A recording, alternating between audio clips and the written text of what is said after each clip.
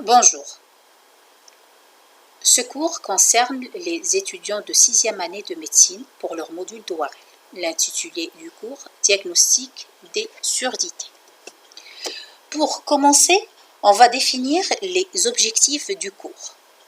L'étudiant doit être capable de définir les différents types de surdités, savoir établir une démarche diagnostique devant une surdité, connaître l'intérêt de chaque exploration audiométrique, savoir à partir des données cliniques et paracliniques poser un diagnostic étiologique et connaître les différentes étiologies de la surdité. Pour cela, vous devez être capable de justifier les examens cliniques et paracliniques que vous allez prescrire ou réaliser aux patients pour étayer votre diagnostic en vue d'arriver à un diagnostic étiologique.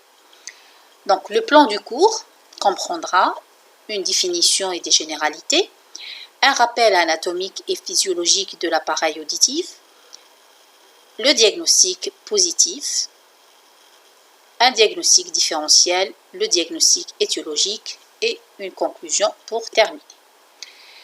Donc, c'est quoi une surdité? C'est un déficit auditif ou bien une baisse de l'audition ou bien une élévation du seuil de perception des sons, liée à une atteinte de l'appareil auditif et ou de ses annexes. L'hypoacousie est un symptôme fréquent en consultation de médecine générale et du spécialiste ORL. Devant une surdité, le problème principal est d'en déterminer l'étiologie afin de proposer un traitement adapté, qu'il soit médical, chirurgical ou prothétique. L'examen clinique et l'audiométrie tonale vont permettre soit de poser le diagnostic, soit d'orienter la demande d'investigation complémentaire. Donc, comme vous le voyez sur le schéma, c'est l'oreille avec ses trois compartiments, l'oreille externe, l'oreille moyenne et l'oreille interne. L'oreille externe avec le pavillon et le conduit auditif externe, l'oreille moyenne avec le tympan et la caisse du tympan qui abrite la chaîne ossiculaire, les osselets qui sont au nombre de 3, le marteau, l'enclume et l'étrier, et l'oreille interne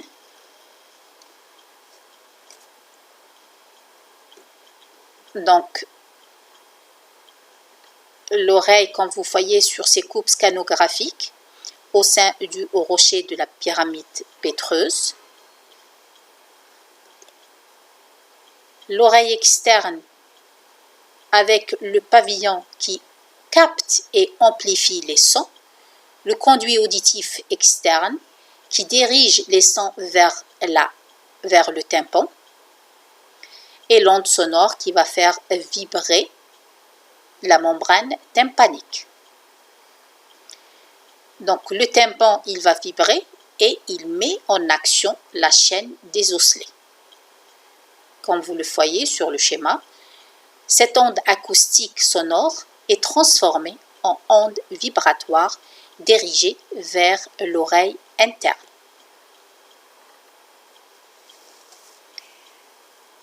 Sachant que l'équipression entre l'air de la caisse du tympan et l'air du conduit auditif externe est nécessaire et indispensable au bon fonctionnement du tympan. L'oreille interne, qui est l'oreille de l'audition par rapport à la cochlée, qui a une forme d'un petit escargot, qui décrit un peu plus de 2 tours et demi, et où l'organe de Corti, c'est l'organe de l'audition, qui est situé dans l'oreille interne, composé de cellules sensorielles, c'est des cellules ciliées, où émergent des filets nerveux qui vont former le nerf cochléaire, qui formera avec le nerf vestibulaire, la 8e paire crânienne, le nerf auditif. Donc ce schéma, il résume la physiologie de l'audition. Comme on l'a dit, les vibrations sonores sont captées par le pavillon de l'oreille, dirigées par le conduit auditif externe sur le tympan. Elles sont alors transmises par la chaîne des osselets à la fenêtre ovale. Sans oublier le rôle de la trempe d'Eustache qui va assurer l'équilibration des pressions entre les deux faces du tympan et assurer ainsi son bon fonctionnement. Les mouvements de l'étrier sont transmis à la périlymphe à travers la fenêtre ovale et ces mouvements, ils excitent les cellules de l'organe de Corti, ces cellules ciliées internes et externes, qui engendrent une réaction électrophysiologique, l'influx,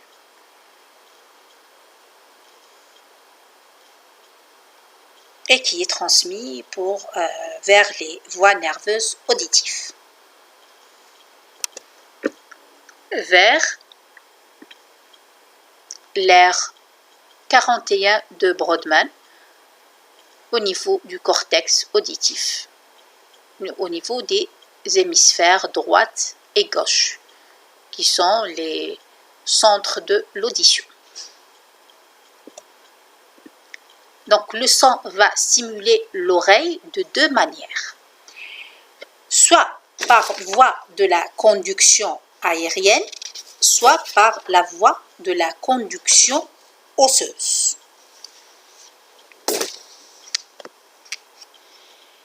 Donc, par la voie de la conduction aérienne, il va transiter par les trois parties de l'oreille. On vient de le décrire. Donc, c'est le son qui est capté par le pavillon, focalisé dans le conduit auditif externe, amené à travers le conduit auditif externe au tympan, qui va le faire vibrer. Donc, ces vibrations sont transmises par la chaîne des osselets à la fenêtre ovale. Et les mouvements de l'étrier sont transmis à la périlymphe à travers la fenêtre ovale. Ces mouvements, ils vont exciter les cellules de l'organe de Corti et ils vont former l'influx qui, à travers les voies nerveuses auditives, arriver au niveau du cortex auditif primaire, donc au niveau des hémisphères droite et gauche, qui est appelé l'aire 41 de Brodmann. Et la deuxième voie, c'est par voie ou la conduction osseuse. Donc ce son, il est transmis en stimulant directement l'oreille interne par vibration des structures osseuses qui l'entourent.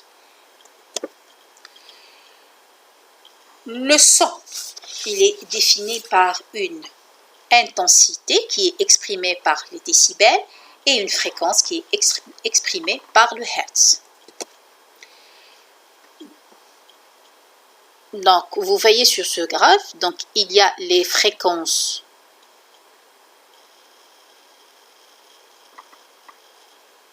et les intensités, l'amplitude par les décibels. Les fréquences, on a les fréquences graves, 125, 250, 500.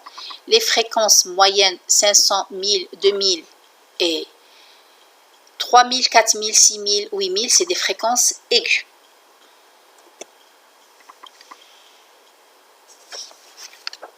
Comme on l'a dit, en fonction de l'atteinte de l'organe de l'audition, on aura une surdité de transmission si la lésion siège au niveau de l'oreille externe et moyenne, ou bien une surdité de perception si l'atteinte est située au niveau du labyrinthe nerf auditif et elle est centrale au niveau de l'aire corticale temporale.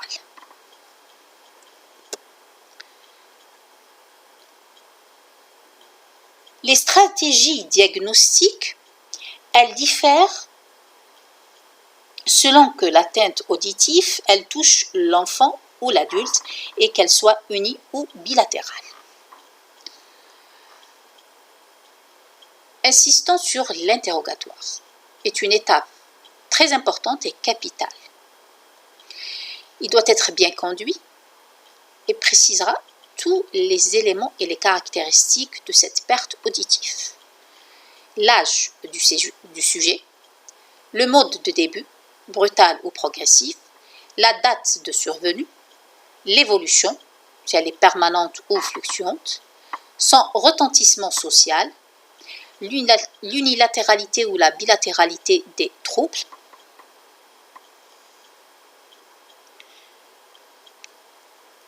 et la profession. Précisera aussi les signes accompagnateurs qui peuvent être associés à cette diminution de l'audition, s'il y a une otorrhée, des acouphènes, vertige, otalgie, otorragie, paralysie faciale, donc s'il y a des signes otologiques autres associés, ou bien s'il y a d'autres signes, à savoir rhinologiques, obstruction nasale et ou épistaxis, ou bien autres, des céphalées, une masse cervicale, qui sont des signes qui peuvent nous orienter vers une telle ou autre étiologie. De même qu'il doit préciser les circonstances de survenue. Donc, à la suite d'un traumatisme sonore aigu ou chronique, par exemple une profession exposée, barotraumatisme, un traumatisme crânien avec otorragie, le contexte infectieux, s'il a présenté un syndrome grippal, une méningite, des oréons, une rhinosinusite, une otite. La notion de surdité familiale, qui est très fréquemment sous-estimée, et la prise de médicaments, s'il y a eu une prise d'un médicament autotoxique, surtout les aminosides. S'il présente une atteinte métabolique, un diabète ou bien une hyperlipidémie, et même s'il y a une notion de maladie auto-immune. Après cet interrogatoire minutieux, donc notre examen clinique, il doit commencer bien sûr par une inspection. Donc l'inspection, elle va apprécier l'état des pavillons, de l'oreille. On peut trouver une malformation, des signes inflammatoires, une sténose, une collection. Comme vous voyez, il y a une technique même pour explorer le tympan en introduisant le spéculum auriculaire, comme vous voyez sur l'image à droite. Il faut tirer le pavillon au haut et en arrière pour pouvoir visualiser votre tympan. Donc, vous avez une image d'un tympan d'aspect normal. C'est le côté gauche. Donc, vous voyez au milieu la spatule du manche du marteau, l'ombilic, le triangle lumineux, en bas la pars tensa et en haut la membrane de Schrapplen. Ça, c'est l'aspect normal du tympan. Donc, le matériel pour examiner votre oreille, donc pour faire une otoscopie, on peut utiliser le miroir de Clar et des spéculums auriculaires. Et comme je viens de le dire, il y a une technique, il faut tirer le pavillon en haut en arrière pour pouvoir visualiser le tympan. On peut utiliser aussi l'otoscope portatif. Comme on peut faire un examen avec un auto-endoscope ou bien avec le microscope. Donc, vous voyez différents aspects. En haut, c'est des tympans droite et à gauche. En bas, un corps étranger au niveau du conduit auditif externe. Et en bas, à droite, une perforation tympanique marginale. On fait un examen ORL complet en insistant particulièrement sur l'examen des fosses nasales et du cavum par une rhinoscopie antérieure et postérieure, un examen oro-bucco-pharyngé, donc la baisse longue, et un examen cervical par l'inspection et la palpation. Un examen neurologique avec étude des paires crâniennes, surtout la 7e paire crânienne, à la recherche de paralysie faciale, et l'examen vestibulaire, surtout s'il présente des vertiges. Donc, rechercher un nystagmus et les déviations segmentaires, la manœuvre des index de Romberg à la recherche d'un vertige. L'examen de l'audition. Il comportera une acométrie, qu'elle soit instrumentale ou bien une acométrie phonique vocale. Elle va permettre d'évaluer l'audition globalement. Consiste à prononcer à distance des mots de tonalité variable, à voix haute et à voix chuchotée. Pour le sourd de transmission, on entend la voix chuchotée, et pour la surdité de perception, la voix chuchotée n'est pas perçue et la voix haute, elle est mal perçue. Pour l'acométrie instrumentale au diapason, elle va permettre d'orienter vers le type de surdité. Alors, par la manœuvre de Weber, qui consiste à faire vibrer le diapason, à le poser sur le vertex du patient. Chez le sujet normal, comme vous le voyez au milieu, le son, il est perçu des deux côtés. On dit qu'il est indifférent. Il est perçu du côté malade dans la surdité de transmission. Il est perçu du côté sain dans la surdité de perception. Donc, pour l'audition normale, le Weber, il est indifférent. Pour la surdité de transmission vers le côté malade et pour la surdité de perception vers le côté sain. Deuxième manœuvre, c'est l'épreuve de Riney. Elle compare la conduction osseuse qui se recherche en plaçant le diapason sur la mastoïde. À la conduction aérienne, le diapason étant placé devant le méa auditif. Normalement, la conduction aérienne, elle est supérieure à la conduction osseuse. Dans une surdité de transmission, elle lui est inférieure. Et dans la perception, la conduction aérienne, elle est supérieure à la conduction osseuse. Donc, le pied du diapason sur la région mastoïdienne. Une fois que les vibrations s'arrêtent, on l'approche au niveau du méa. Si le malade entend ces vibrations, ça veut dire que la conduction aérienne, elle est supérieure à la conduction osseuse. C'est un RIN positif. Soit l'audition, elle est normale, soit il présente une surdité de perception. Le cas de la surdité de transmission, une fois que le malade ne sent plus ces vibrations, on rapproche le diapason au niveau du méa. Ces vibrations ne sont pas perçues. Donc la conduction osseuse, elle est supérieure à la conduction aérienne. C'est un RIN négatif et ceci témoigne d'une surdité de transmission. Donc on a cette triade acométrique. Pour l'oreille saine, le Weber, il est centré et le RIN, il est positif. Pour la surdité de transmission, le Weber, il est latéralisé du côté malade et le RIN, il est négatif. Pour la perception, le RIN, il est positif et le Weber, il est latéralisé vers le côté sain. Après l'acométrie, on a les examens paracliniques. Donc, ces explorations fonctionnelles sont divisées en exploration fonctionnelle objective et subjective. Pour les explorations subjectives, on a l'examen audiométrique. Comme vous voyez sur le schéma, il y a la cabine audiométrique, il y a l'audiomètre, il y a le casque aérien et le vibreur. Pour tester la transmission, donc on utilise le casque aérien, et la perception par le vibreur. Donc, il va explorer le seuil audible liminaire à différents niveaux de fréquence, de 125 à 8000 Hz, par voie aérienne, par le casque, et par voie osseuse, par le vibreur. Donc, la voie aérienne, elle est égale à la voie osseuse. C'est une surdité de perception.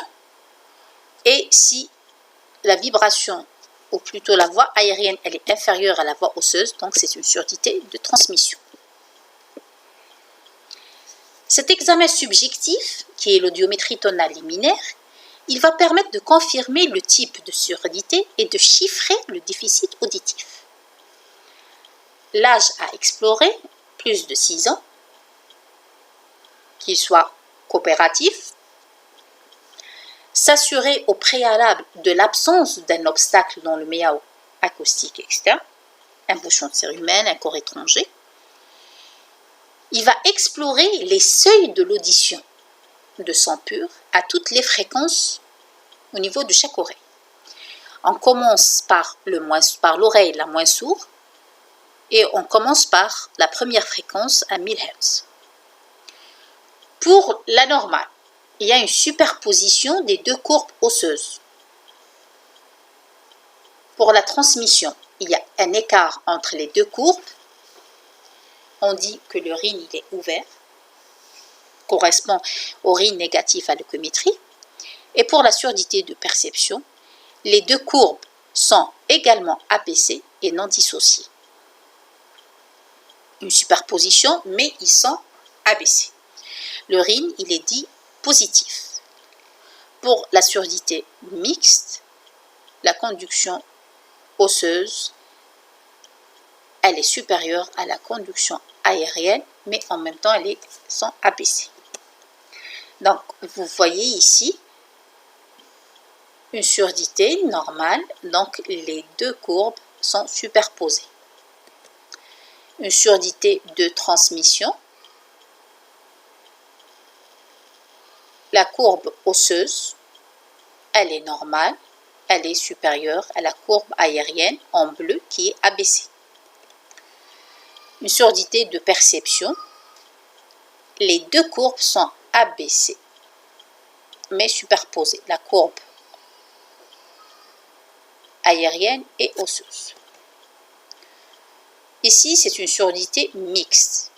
Les deux courbes sont abaissées, ne sont pas superposées, et la osseuse, elle est supérieure à la aérienne. Donc, on a dit que ça permet de définir les types de surdité et de chiffrer ce seuil. Donc, selon le degré de la perte tonale moyenne en conduction aérienne,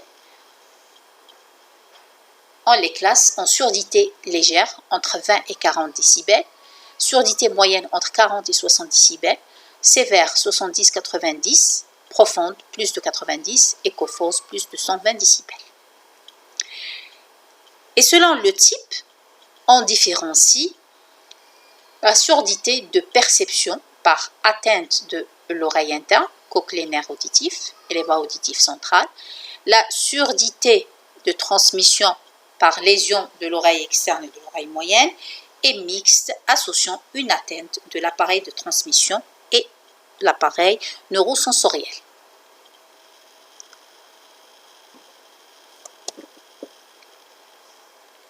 L'audiométrie vocale, c'est un test qui fait appel à des listes de mots pour tester l'intelligibilité des mots émis à des intensités différentes. Donc, il va permettre d'apprécier la gêne sociale du sourd. Il sera demandé principalement en cas de surdité bilatérale, après exposition aux médicaments ototoxiques, devant toute surdité de perception rétrocochléaire, une presbyacousie, ces résultats ils constituent un point d'un grand intérêt pour l'adaptation prothétique et pour guider la rééducation d'un enfant sourd. Donc, c'est pour avoir un indice exact de la valeur sociale de l'audition.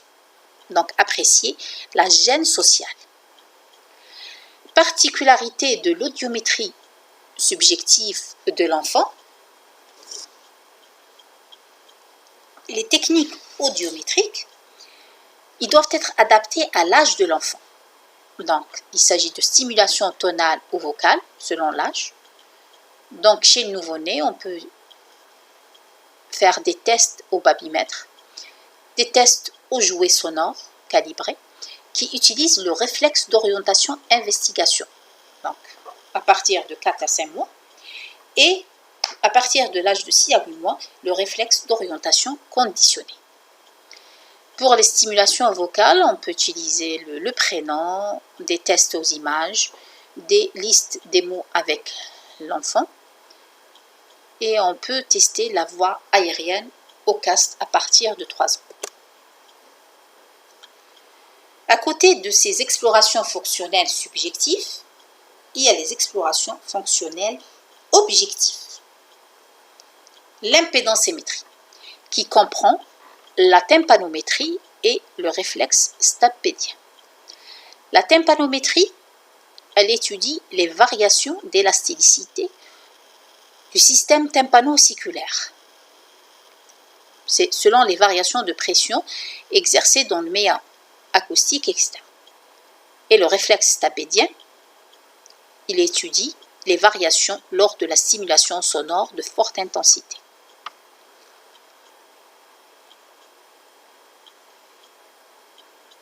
Donc, pour le réflexe stapédien, normal, il est présent. C'est un phénomène de protection de l'oreille interne si la densité sonore est élevée. Dans la transmission, le réflexe il est négatif dans le cas de l'ankylose stapédo-vestibulaire. Et dans la perception, présent, ça veut dire que le recrutement il est positif, c'est une atteinte endocochléaire. Et l'absence témoigne d'un recrutement négatif d'une atteinte rétrocochléaire. Pour la tympanométrie, donc normal en toit de pagode, donc comme vous voyez sur la courbe A, donc il y a une équipression entre les différentes cavités par rapport au conduit auditif externe. En cas de rétraction du tympan, c'est la courbe C, il y a une dépression au niveau de la caisse vers les pressions négatives. En cas d'otite séromuqueuse, donc il y a un épanchement rétro-auriculaire au niveau de la caisse du tympan. Donc vous voyez la courbe P qui est plate. Et en cas de rupture de la chaîne ossiculaire, comme vous voyez sur la coupe A. Potentiel évoqué auditif. C'est un examen objectif.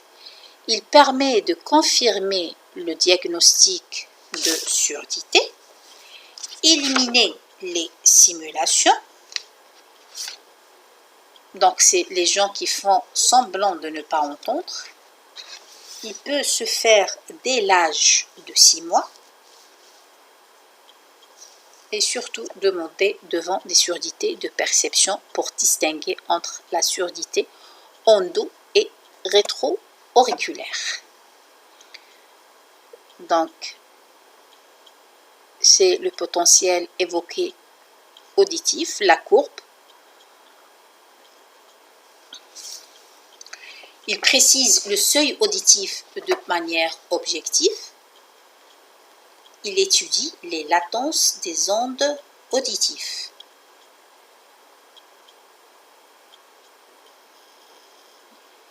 Donc, il recherche une réponse électrophysiologique spontanée des voies auditives. L'allongement de l'intervalle 1,5 témoignent d'une atteinte rétro-auriculaire. Pour les auto-émissions acoustiques provoquées, donc c'est pour dépister la surdité chez le nouveau-né, elles reposent sur l'émission de son par la cochlée en réponse à une stimulation sonore. La présence des auto-émissions témoigne d'une audition dont le seuil n'est pas supérieur à 30 décibels. Et en cas d'absence, il faut confirmer une éventuelle surdité avec les PEA.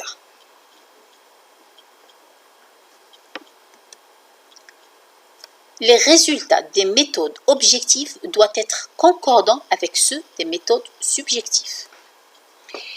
Alors, il y a autres examens paracliniques et d'autres examens utiles au bilan étiologique qui seront demandés en fonction du type de surdité et de l'étiologie suspectée. Par exemple, l'exploration de la fonction vestibulaire, les épreuves caloriques et la vidéonystagmographie, s'il y a un vertige associé. Les explorations radiologiques en fonction aussi de l'orientation étiologique, une TDM des rochers en coupe frontale et axiale va permettre d'analyser la chaîne des osselets, l'oreille moyenne, les cavités postérieures.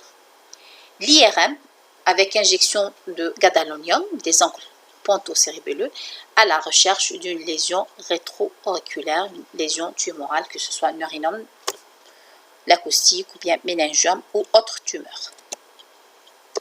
Au terme de ce bilan, on distingue 3 types de surdité. La surdité de transmission. Donc, en résumant les éléments positifs, otoscopie anormale ou normale, un Weber vers l'oreille atteinte, un RIN négatif, une tympanométrie normale ou altérée, des signes associés, le PEA qui est inutile, l'imagerie de première intention, scanner des rochers. Par exemple, c'est une otite moyenne chronique, cholestéatomateuse, qui a donné une surdité. Donc, le scanner des rochers pour faire le bilan lésionnel. L'étiologie, les lésions siègent au niveau de l'oreille moyenne et l'oreille externe. Pour la surdité de perception, l'autoscopie normale, un Weber vers l'oreille saine, un RIN positif, un VOCA perturbé, des signes associés de vertige, paralysie faciale, des signes neurologiques, une tympanométrie normale. Le PA ici, il est fondamental pour faire la différence entre l'endo et le rétrocochléaire. L'imagerie de première intention, surtout l'IRM avec gadolinium à la recherche par exemple d'un neurinome de l'acoustique. L'étiologie, lésion de l'oreille interne ou des voies et des centres nerveux. La surdité mixte, par exemple, à la surdité de transmission s'ajoute une composante perceptionnelle. Pour le diagnostic différencié, alors il faut savoir éliminer la surdité hystérique par identification à un proche malentendant, l'autisme, la surdité psychogène et les simulations. Pour le diagnostic étiologique, donc cette diapo, elle résume les éléments positifs d'une surdité de transmission. L'inspection du pavillon et l'examen otoscopique peut en révéler facilement le diagnostic, la découverte d'un bouchon de cérumen, d'un corps étranger, d'une perforation tympanique, l'acoumétrie qui va faire la différence entre la surdité de transmission et de perception, l'audiométrie, la baisse de la courbe aérienne, donc un RIN négatif, et les principales étiologies de la surdité de transmission.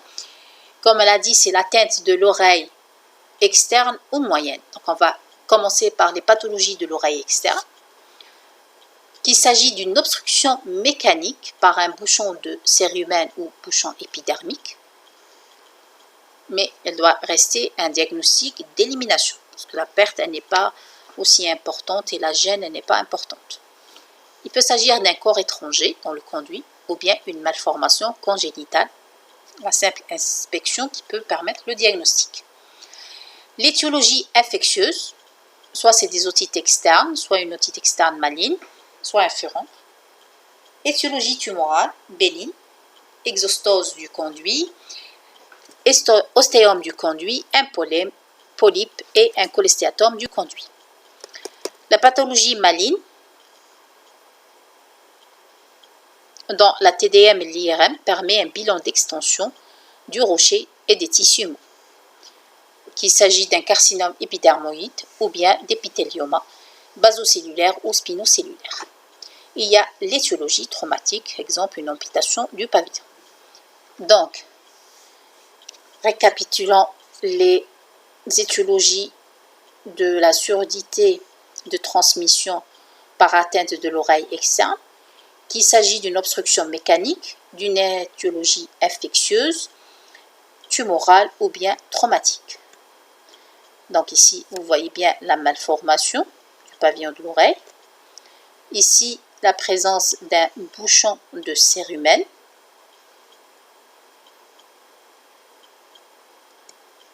La présence d'un fragment d'éponge, donc un corps étranger. Un ostéome du conduit auditif externe. Et ici, une atrésie du conduit auditif externe. L'otite externe, donc déjà à l'interrogatoire, vous allez trouver les signes otologiques d'accompagnement associés à cette surdité à type d'otalgie, surtout. Et à l'examen otoscopique, vous allez trouver un conduit auditif rouge, souvent sténosé par l'œdème. Généralement, on n'arrive pas à introduire l'otoscope. Il peut s'y associer une otorrhée. Donc, on a dit l'otalgie. Donc, souvent, il est secondaire à des baignades ou bien à des manipulations dans le conduit. Ici, vous voyez ces filaments blanc noirâtre témoignant de l'Aspergillus niger.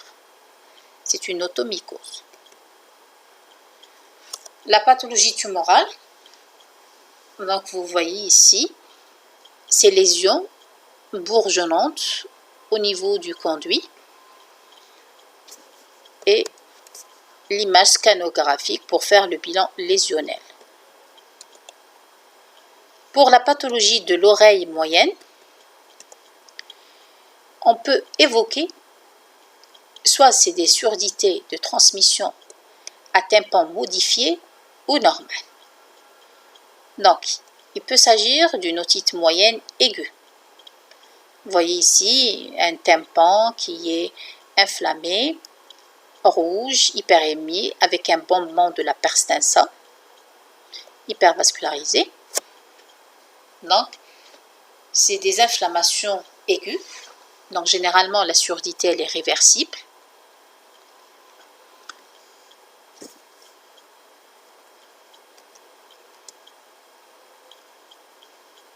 Les signes associés, la douleur, la fièvre, surtout retrouvés chez l'enfant. Il peut guérir spontanément, comme elle peut perforer, comme vous voyez sur l'image 2.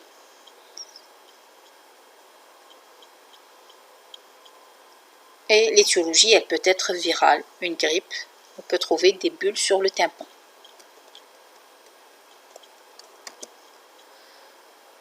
Ou bien l'inflammation, elle est chronique. Il s'agit d'otite moyenne chronique, soit à tympan fermé ou ouvert. À tympan fermé, la principale cause, c'est l'otite séromuqueuse, qui se traduit par une hypoacousie isolée, une surinfection et l'otoscopie qui va poser le diagnostic par l'aspect dépoli rétracté du tympan. La tympanométrie, elle va montrer la courbe plate, disparition du réflexe tapédien, et l'origine est généralement liée à l'obstruction tubaire par une hypertrophie des végétations adénoïdes ou bien un terrain allergique. Le traitement, consiste le traitement de l'inflammation rhinopharyngée avec l'adénodectomie et parfois par la mise en place des drains transtympaniques et parfois la guérison, elle est spontanée en quelques mois. Donc, on vient de le dire, elle succède à une infection des voies aériennes supérieures. C'est une hypoacousie de transmission, des otalgies et des épisodes de surinfection. Et la surdité, si elle est bilatérale, surtout chez l'enfant, il peut y avoir une répercussion et des troubles sur le langage. Donc, l'examen il est posé par l'autoscopie et l'unilatéralité elle est suspectée et doit rechercher un néo du cavum. Donc, toute otite séreuse unilatérale, surtout l'unilatéralité qui doit faire suspecter un processus tumoral au niveau du cavum. L'otite fibroadhésive, c'est une autre cause d'otite chronique à tympan fermé. C'est en fait l'évolution à long terme d'une otite séromuqueuse. Elle réalise un collapsus de l'oreille avec synéchie du tympan et de la paroi interne de la caisse du tympan. Elle retentit à plus ou moins long terme sur l'oreille interne, réalisant une surdité mixte. Maintenant, pour les otites à tympan ouvert. On a l'otite moyenne simple. Elle réalise une otorrhée tubaire avec sa perforation tympanique centrale antérieure, comme vous le voyez sur l'image. Donc, elle réalise une surdité de transmission pure, rythmée par les épisodes de rhinopharyngite. Donc, le traitement, généralement, c'est une myringoplastie qui va régler le problème. L'otite moyenne chronique cholestéatomateuse, elle comporte des lésions tympaniques, muqueuses et osseuses. L'otorrhée souvent fétide, peu abondante, associée à une surdité de transmission. Si elle dépasse les 30 décibels, suspectée des lésions de la chaîne ossiculaire. La perforation à l'examen otoscopique, elle est marginale postérieure. Elle peut se compliquer de lésions graves, de paralysie faciale, de labyrinthite, de méningite, de thrombophlébite, du sinus latéral ou d'abcès cérébral. Le traitement, il est médico-chirurgical.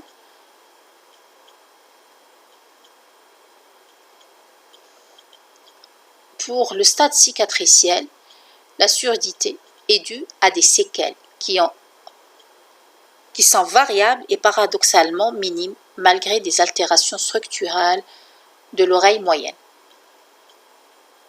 Les tympanoplasties vont permettre de reconstituer une oreille fonctionnelle. Pour l'étiologie traumatique, donc pour le traumatisme de l'oreille moyenne, soit à la suite d'un traumatisme crânien, avec ou sans fracture du rocher, la persistance de la surdité après la résorption de l'épanchement sanglant fait rechercher des lésions tympano-ossiculaires. Le traitement de ces lésions fait appel aux mêmes techniques de tympanoplastie. Le blast auriculaire, il peut réaliser des lésions touchant l'oreille interne et moyenne. Il peut avoir une surdité mixte dans ce cas. Les malformations de l'oreille moyenne, donc associées ou non à des malformations de l'oreille externe, et réalisant même des syndromes complexes, comme le syndrome automandibulaire. Avec la formation de l'oreille, il y a une malformation de la mandibule. Les tumeurs de l'oreille moyenne, elles sont rares. La surdité, elle peut être révélatrice, le cas du tumeur du glomus jugulaire. Dans ce cas, elle est associée à des acouphènes pulsatiles et l'intervention, elle est facilitée par l'embolisation des pédicules nourriciers. L'autospongiose, c'est une ostéodystrophie de la capsule labyrinthique. Le foyer autospongieux situé le plus au niveau de la fenêtre ovale et de l'étrier, avec une ankylose tabédo-vestibulaire.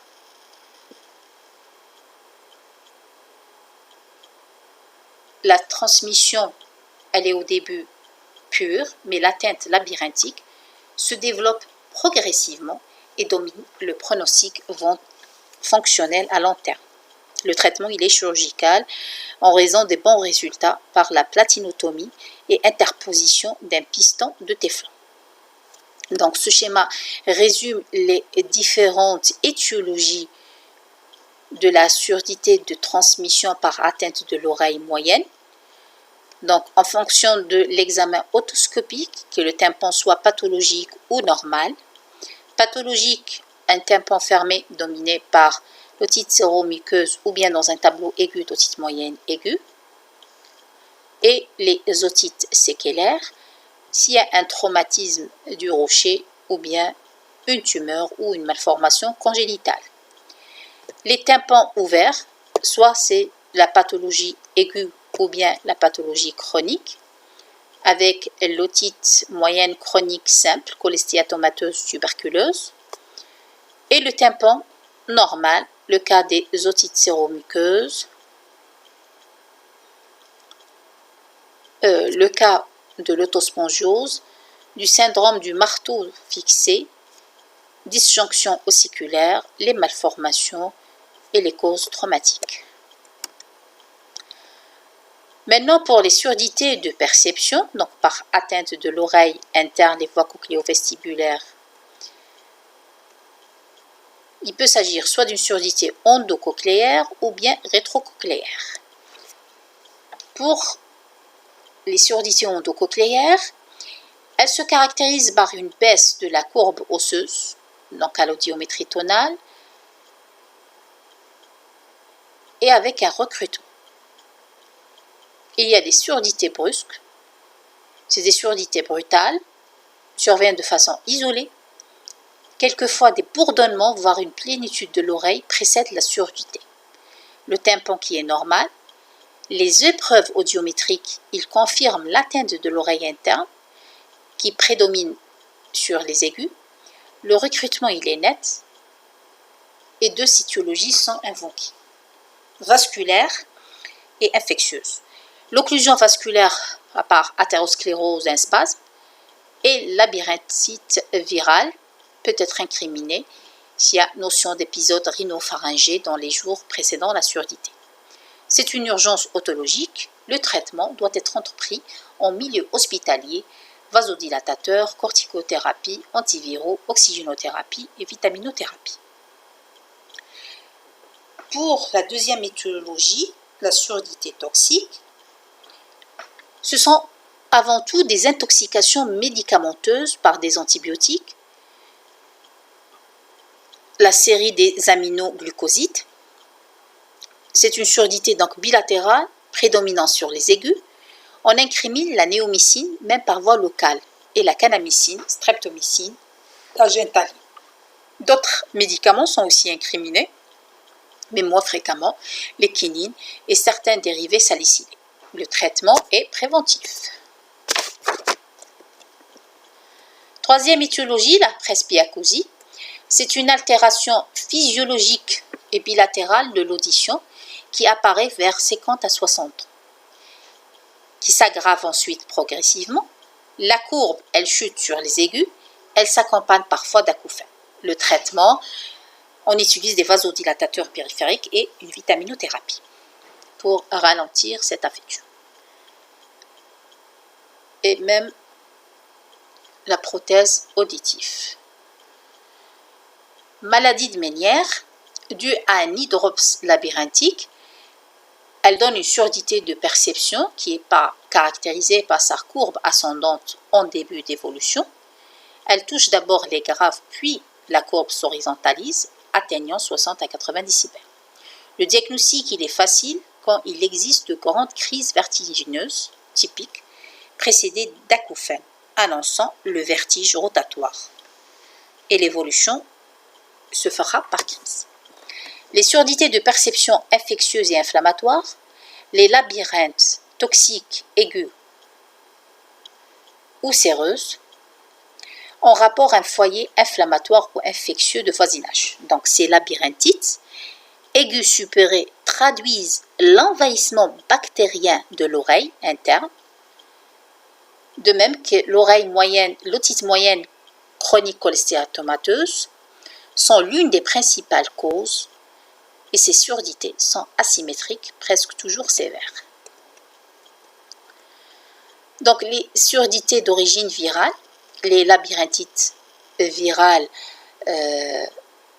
après les oreillons, certaines infections des voies aérodigestives supérieures, la mononucléose infectieuse après une rubéole et le zona qui peut également donner une surdité de perception unilatérale. Il y a aussi les surdités d'origine ou d'étiologie traumatique, accidentelle ou bien après un traumatisme chirurgical. Les surdités génétiques qui ne représentent 35% chez l'enfant, estimé que les causes représentent environ la moitié des surdités congénitales profondes, qu'elles soient syndromiques ou non syndromiques. Pour les surdités rétrocochléaires, on a le neurinome de l'acoustique, donc cette atteinte rétrocochléaire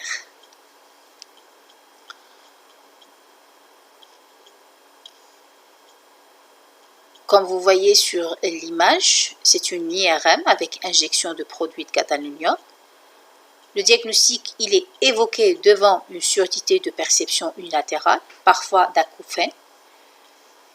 Le déficit est le symptôme le plus souvent, le plus constant. Son caractère progressif explique souvent sa négligence. Le scanner et surtout l'IRM qui va poser le diagnostic. Le traitement, il est chirurgical. Il y a aussi d'autres tumeurs rétrocochléaires comme le neurinome du 8, le méningiome, le gliome et autres. Les surdités de perception centrale, leur diagnostic s'appuie sur les signes neurologiques d'accompagnement, sclérose en plaques, tumeurs cérébrales qui permettent une meilleure approche de la localisation des lésions. La surdité mixte, donc associant une atteinte de l'oreille moyenne et de l'oreille interne, soit il s'agit d'une même étiologie qui entraîne l'atteinte de l'oreille moyenne et l'oreille interne, soit une autre pathologie qui vient aggraver une surdité préexistante. Le cas de l'otite oromuqueuse qui est fréquente chez l'enfant dont le traitement fait gagner quelques décibels. Comme on vient de le dire, les stratégies diagnostiques, elles diffèrent selon que l'atteinte auditive touche l'enfant ou l'adulte et selon qu'elle soit unilatérale ou bilatérale. Chez l'enfant, elle retentit sur l'acquisition de la parole et du langage, surtout si elle est bilatérale et importante et précoce, donc il y a un retentissement social, scolaire. La surdité de transmission, elle est fréquente, souvent acquise et généralement accessible à la thérapeutique. Pour les surdités de perception, les causes sont différentes que celles de l'adulte, d'où l'utilité d'un dépistage précoce.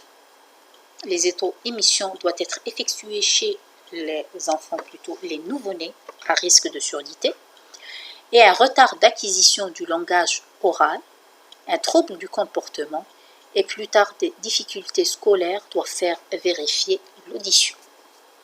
Parmi les facteurs de risque de surdité chez le nouveau-né, on peut citer des antécédents familiaux d'hypoacousie, une infection fœtale, une malformation congénitale touchant la tête et le cou, un poids de naissance inférieur à 2000 g, un APGAR de 0 à 3, une détresse respiratoire ayant nécessité des fortes concentrations d'oxygène et une ventilation prolongée, une hyperlibérunémie ayant nécessité une exsanguinotransfusion, des troubles neurologiques d'origine centrale, une infection grave ou un traitement par ototoxique. Ce sont tous des facteurs de risque de surdité chez le nouveau-né qui doivent nous inciter à rechercher une surdité. Pour les étiologies chez l'enfant, les causes de la surdité de transmission rejoignent ceux de l'adulte, mais pour les surdités de perception, les causes sont différentes de celles de l'adulte. Généralement, elles sont acquises dans 35%, qu'elles soient prénatales, néonatales ou postnatales, inconnues dans 5% et héréditaires 60%. Dans le cas de surdité syndromique ou non syndromique, congénitale ou non. Donc pour les acquises, les 35%, les causes prénatales, donc on recherche une étiologie médicamenteuse, une prise d'aminosytes, de diurétiques, de quinine, de thalidomide, une prise d'alcool, d'infection, rubéole, cytomégalovirus, syphilis ou autre, une rougeole, zona, donc prénatale, avant la naissance et au moment de la grossesse. Autre, une hémorragie des premiers mois de la grossesse, un diabète mal équilibré, un déficit vitaminique, des traitements hormonaux, une irradiation du petit bassin avant la 3e mois. Les étiologies néonatales, c'est une hyperbilirubinémie, une incompatibilité fœto-maternelle rhésus, prématurité, une hypotrophie, une asphyxie périnatale, un traumatisme crânien à la naissance. Les causes postnasales, qu'elles soient infectieuses, méningite, oreillon, rougeole ou autres, ou bien traumatiques, tumorales et autres. Pour les surdités héréditaires génétiques, elles peuvent être isolées ou syndromiques. Il y a 200 syndromes qui sont connus.